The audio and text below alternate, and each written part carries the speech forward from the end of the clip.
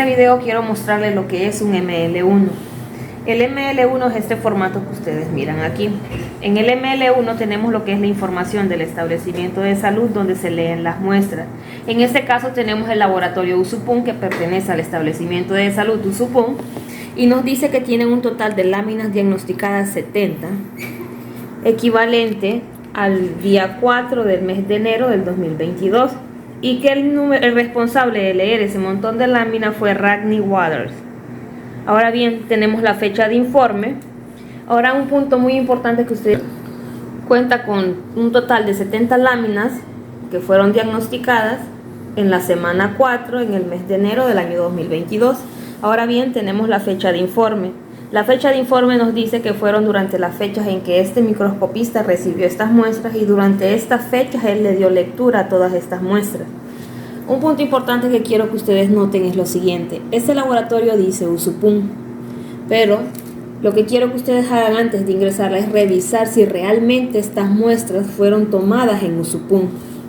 Si ustedes se fijan aquí, tenemos dos primeras muestras que fueron pasivas, pero nos dice que la localidad de estos pacientes son de Pacuí en las primeras dos muestras, es decir, que estos pacientes sí llegaron a Usupún a tomarse sus muestras.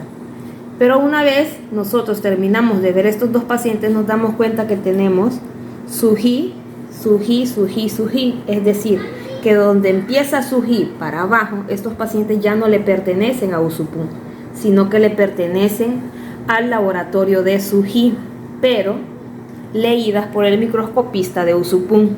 Entonces, ¿por qué es importante esto? Porque una vez que se busquen los datos, y si usted ingresa todos estos datos por Usupún, Sují va a quedar sin productividad. Entonces, estos primeros casos que están aquí, que dicen San Alberto, Pacuí y Pacuí, sí fueron producción de Usupún. Ya, de Sují para abajo, esto le pertenece a Sují. Usted ya no lo ingresa por Usupún, sino que por Sují.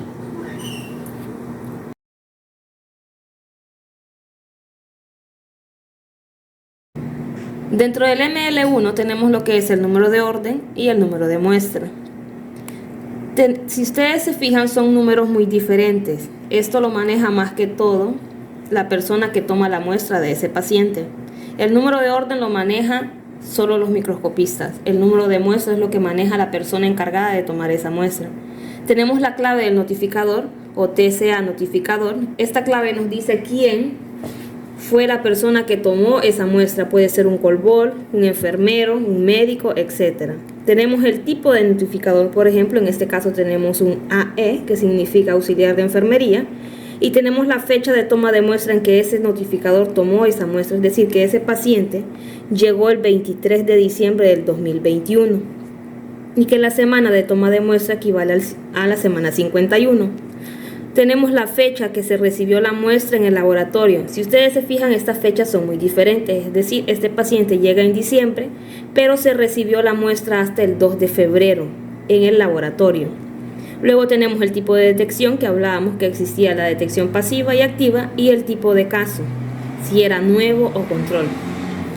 Luego, seguidamente, el nombre y apellido del paciente, los datos del paciente, edad, sexo y un encabezado de embarazada en caso de que sea sexo femenino. También tenemos la residencia actual del departamento del paciente, o sea, de dónde es ese paciente. Esta es muy importante porque debido a esta nosotros nos damos cuenta de dónde es ese paciente y realmente si ese tipo de muestra pertenece al establecimiento donde se leyó. Tenemos si se le hizo una PDR, nos dicen si sí o no. Tenemos el resultado del PDR en caso de que se le haya hecho, el número de lámina de PDR, fecha de vencimiento de PDR, y luego tenemos el encabezado de aquí, que es el diagnóstico de gota gruesa, es decir, si salió negativa o positiva. En esta sección de acá nos lo marcan. Si ustedes se fijan, más aquí abajo tenemos un paciente positivo, que fue positivo por falcíparo. Entonces, ya en el diagnóstico microscópico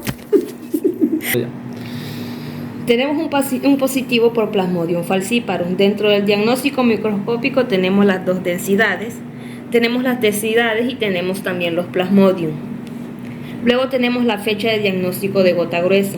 Nos dicen que este paciente positivo se diagnosticó el 4 de febrero. ¿Por qué es importante esto? Porque ustedes acá arriba en el encabezado tienen la fecha de informe. Si ustedes se fijan, dice del 2 de febrero al 4 de febrero, es decir, que todas estas láminas se leyeron en un lapso de estas fechas. Por eso aquí el microscopista nos va diciendo exactamente cuándo fue que él leyó esas muestras. Luego tenemos la calidad de la lámina. Esto es muy importante al momento de ingresarla en el SIS, porque es muy importante que ustedes coloquen si la lámina fue adecuada o inadecuada, es decir, si